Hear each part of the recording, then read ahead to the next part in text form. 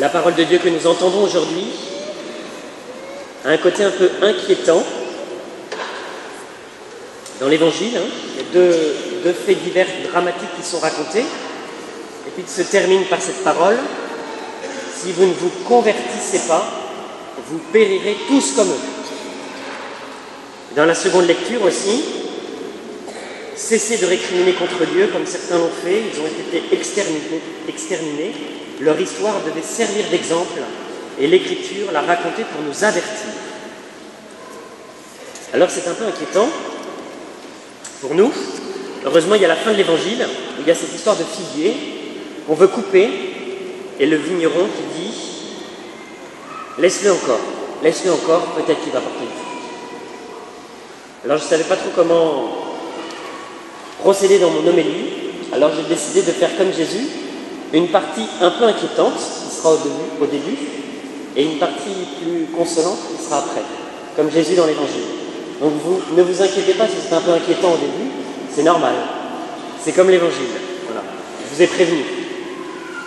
Alors la question, d'abord une explication dans l'Évangile. Dans l'Évangile, il y a deux fils qui sont mêlés. Alors je vais les démêler, puis je vais en prendre seulement l'un des deux. Pensez-vous que ces Galiléens étaient de plus grands pécheurs que tous les autres Galiléens pour avoir subi un tel sort, pour avoir été massacrés par Pilate? Pensez-vous qu'ils avaient été les plus grands pécheurs? Et puis tous ceux qui sont morts dans la tour de Siloé, pensez-vous qu'ils étaient des plus grands pécheurs que les autres? Et Jésus répond deux fois non. La question c'est, le mal qui leur arrive, est-ce que c'est parce qu'ils avaient fait plus de péchés que les autres? Et Jésus répond non.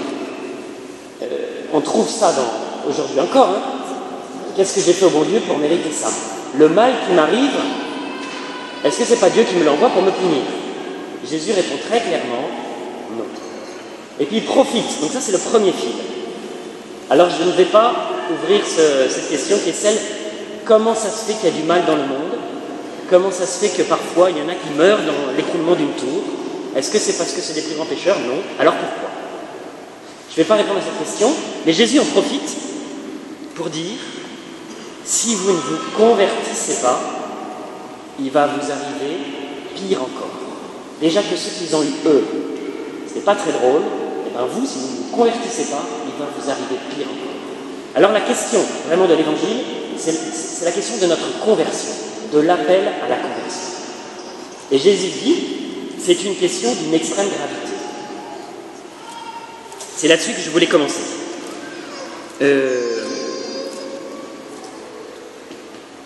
Pourquoi la question de notre conversion est-elle un sujet si important? On vit dans une époque où la perspective de la vie éternelle, on voit la perspective de la vie éternelle d'une manière plutôt tranquille. C'est-à-dire en général, on se dit: je ne suis pas quelqu'un de très méchant. D'ailleurs, il y en a qui sont pires que moi, et puis je vais à la messe. Donc je n'ai pas des raisons de m'inquiéter de ce qui va m'arriver dans l'au-delà. Je ne vois pas pourquoi j'aurai des problèmes. Alors Jésus nous dit: si, justement, inquiétez-vous. Inquiétez-vous. Je pensais à cette chanson de Michel Polnareff qui dit: on ira tous au paradis. Mais c'est ça baigne un peu dans notre époque. Ça dit un peu notre époque dans quoi elle baigne. Alors, ça n'a pas toujours été comme ça dans l'histoire de l'Église. Il faut que vous le sachiez. Je voulais évoquer ça. À la question: combien y aura-t-il de personnes qui seront sauvées? Et Polnareff répond: tout le monde. Il y a des moments dans l'Église où on a envisagé la possibilité où il n'y aurait que très peu de personnes sauvées. Ce qui est assez inquiétant. Parce que si on se dit que dans notre Église, on sera, mettons, une dizaine à s'en sortir, vous voyez, ça change pour nous. Alors la réponse à cette question, c'est qu'on ne sait pas combien seront sauvés. On ne sait pas. Mais si vous allez voir les cathédrales, par exemple, du Moyen-Âge, à Notre-Dame de Paris, par exemple, vous verrez le diable qui enchaîne les gens, qui les entraîne en enfer, et dans le petit troupeau des gens là, qui est entraîné en enfer, il y a des braves gens, il y a aussi des rois, il y a aussi des évêques, il y a des prêtres. Et donc, pour l'homme du Moyen-Âge, c'est clair que la question de l'enfer se pose pour tous ces gens-là, y compris les prêtres, les évêques, les rois, y compris les gens bien, vous voyez. Et il y en a peut-être qui iront pas au paradis. Voilà, premier fait. Deuxième fait que je pensais à un livre d'un dominicain, qui s'appelle Molinier, qui était intitulé « Le courage d'avoir peur ». Et l'objet de ce livre, c'était de dire « Avons-nous le courage d'envisager la possibilité que ça se passe mal pour nous ?» Est-ce qu'on a envisagé cette possibilité? Il faut un certain courage quand même pour se dire « Est-ce que moi, ça peut m'arriver d'aller en enfer ?» Ça pourrait m'arriver. Alors lui, il dit que si on n'a pas le courage d'affronter cette question, c'est qu'en fait, on manque de confiance en Dieu.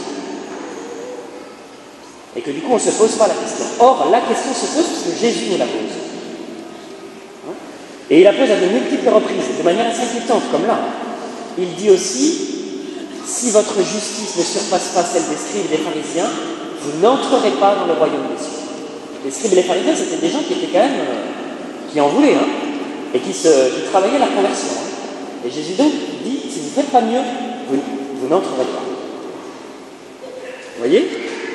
Je pensais aussi à des grands saints qui se sont inquiétés. Ça, c'est assez inquiétant. Je pensais par exemple au curé d'Ars. Le curé d'Ars avait un désir, se retirer dans le silence et pleurer sur sa pauvre vie, disait, et sur ses péchés, et supplier le Seigneur qu'il n'aille pas en enfer. Or, quand on voit la vie du curé d'Ars, on se dit que quand même, il avait quand même pas trop de raisons de s'inquiéter. Et pourtant, lui s'inquiétait. Il dit que, c'est pas le seul, le Seigneur lui avait montré la place qu'il attendait en enfer. Et il dit que c'était tellement douloureux qu'il avait demandé au Seigneur de lui. Alors, c'est pas le seul à qui c'est arrivé. À Thérèse d'Avila, c'est arrivé aussi.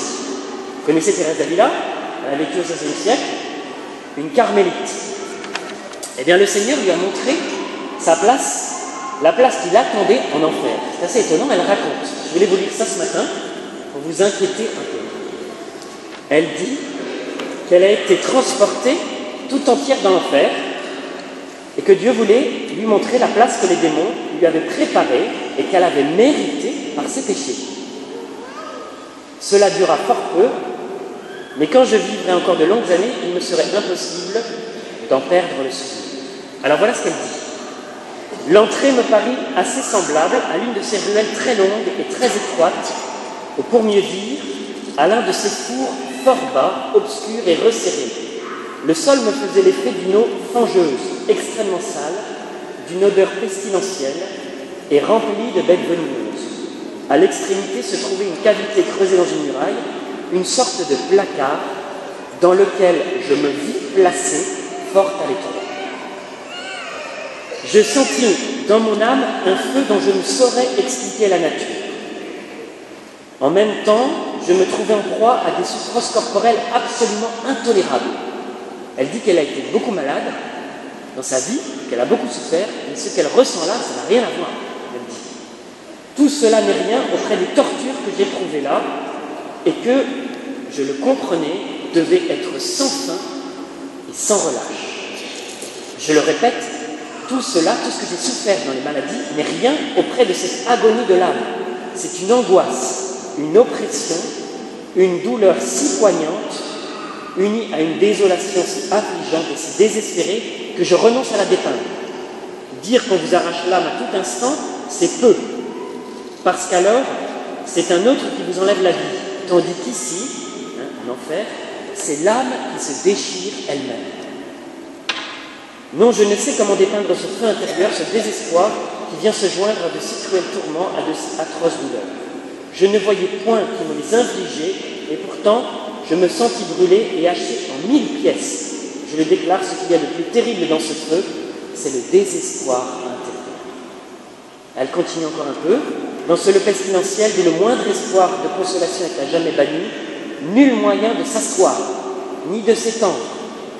L'espace manque dans cette sorte de trou pratiqué dans la muraille, car ici, les parois elles-mêmes, horribles à voir, semblent vous presser de leur poids.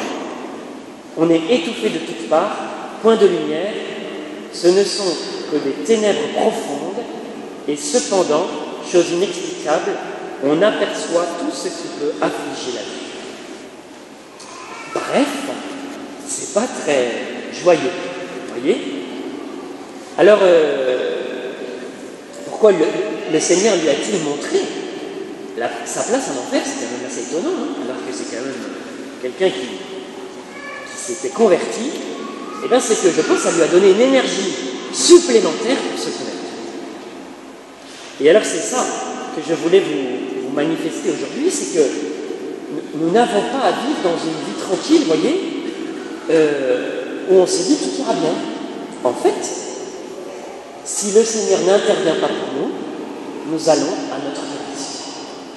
Sans la grâce du Seigneur, c'est sûr et certain, nous allons à notre perdition. Et si nous en sortons, c'est parce que le Seigneur nous attrape et nous en délivre. Vous voyez? Alors, il nous dit dans une parole, nous avons été arrachés au pouvoir des ténèbres. Ça lui a coûté la vie sur la croix. Du coup, je voulais m'arrêter un instant pour nous faire prendre conscience de cette réalité. Alors,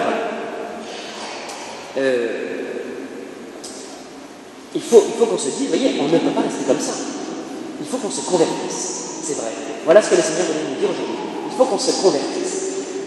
Alors, deuxième point, peut-être certains parmi vous ont essayé de se convertir. Ça n'est pas une chose facile. Se changer fait partie des choses les plus difficiles. Je ne sais pas si vous avez essayé, j'essaye de faire ça moi régulièrement. Et c'est assez difficile. Et alors, changer nos mauvais penchants, nos travers, nos péchés, c'est une chose encore plus difficile. On a la deuxième lecture qui nous manifeste ça. Ça raconte comment tout le peuple juif, là, qui a été délivré par Dieu, qui est passé dans la mer, qui a été nourri de la manne dans le désert, n'a fait que récriminer contre Dieu. Et le jugement de saint Paul est un peu sévère. Hein. Il dit ce qui leur est arrivé devait servir d'exemple pour nous. Ce qui montre bien la grande difficulté qu'on a à se convertir vraiment. Moi, je me rappelle que j'ai pris conscience de la nécessité de ma conversion dans mon année de propédeutique, avant le Seigneur. Et je ne sais pas comment ça s'est fait, mais à un moment, je me suis dit, je crois qu'il faudrait que je me convertisse. Alors, j'ai pris la résolution de me convertir, et j'ai dit, allez, Lionel, tu fais un effort, demain, tu commences. Et alors, le lendemain, en fait, je ne sais pas pourquoi, ça ne s'est pas fait, je me suis dit, c'est pas grave.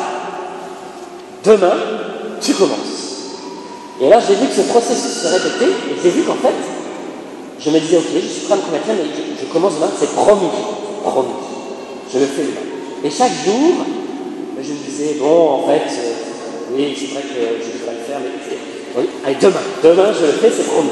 Et comme ça, j'ai vu qu'en fait, je n'y arrivais pas. Finalement, je ne voulais pas le faire. Je remettais ça. Alors, c'est ça la difficulté pour nous, c'est que quitter nos péchés, quitter nos travers, vous voyez, c'est vraiment très difficile. Hein, notre habitude, par exemple, à critiquer, ou alors notre habitude, je ne sais pas, certains sont gourmands, se dire, je vais faire un effort pour quitter ça. Eh bien, ma paresse dans la prière, par exemple, je devrais prier plus, c'est vrai, je le sais, je ne le fais pas, vous voyez. Parfois même, on vit d'une façon assez tranquille, comme si Dieu n'existait pas, puis on va à la messe le dimanche. On se dit, bon, il faudrait quand même changer quelque chose, mais bon, c'est pas si grave. Ou alors, je me confesse pas très souvent. Oui. Ou alors, il y a des péchés, je retombe toujours dedans. Je me dis, bon, bah, je ne changerai plus. Voilà, c'est comme ça, tant pis. Hein. Ou alors, je ne suis pas hyper empressé à suivre Jésus. Vous voyez ? C'est difficile pour moi, je suis faible. Tout ça qui fait que finalement, on se dit bon.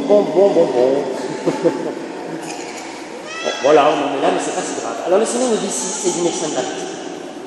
C'est d'une extrême gravité. Et alors, le deuxième point, c'est qu'en fait, on n'y arrive pas. Alors c'est pire, voyez, on se dit, je dois me changer, puis en plus, je n'y arrive pas. Qu'est-ce que je dois faire? Alors si vous êtes dans cet état, c'est bon. C'est bon. Parce que la solution, en fait, ça c'est la partie où on commence à être rassuré, c'est qu'on n'arrive pas, on ne peut pas se convertir. C'est Dieu qui peut le faire.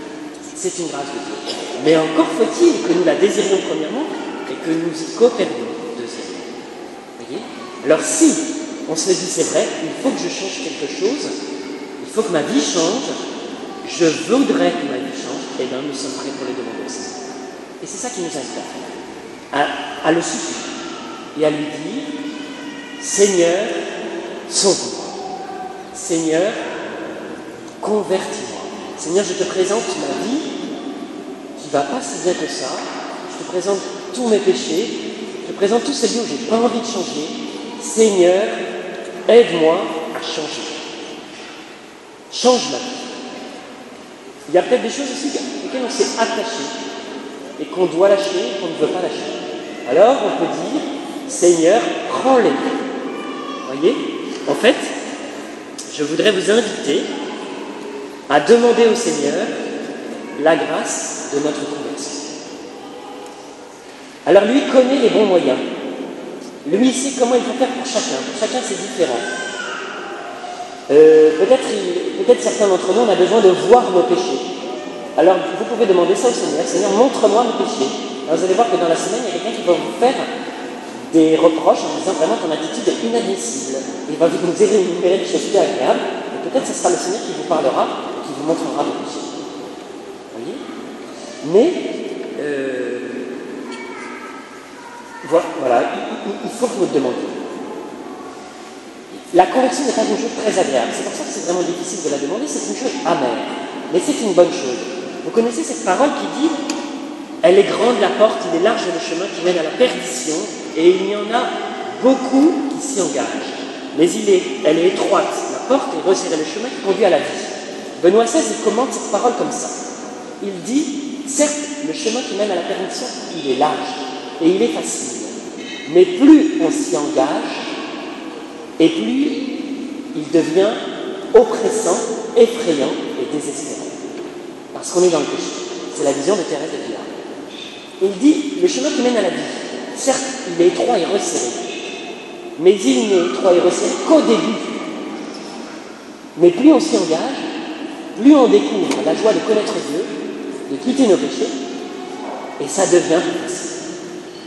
Alors on est comme dans une situation, vous voyez, avant notre conversion, où on est installé dans nos péchés, c'est très difficile de changer. Si on demande la grâce de notre conversion, on est tranquille. Si on demande la grâce de notre conversion, on est dans un état où c'est plus difficile, parce qu'on doit lutter, parce qu'on doit combattre, parce que, voilà. Et si on dépasse cet état-là, alors là, ça devient plus agréable. Ça devient la joie de vivre avec Dieu, la joie de le connaître, la joie de porter du fruit, la joie de voir notre vie se développer. Alors, c'est ça qui doit nous inciter à entrer dans ce temps. Frères et sœurs, voulez-vous demander au cours de cette Eucharistie, au cours de ce carême, la grâce de changer notre vie, que Dieu nous donne la grâce de nous convertir vraiment, que nous puissions quitter ce qui lui déplaît, ce qui est accroché à nos vies et dont il veut nous débarrasser.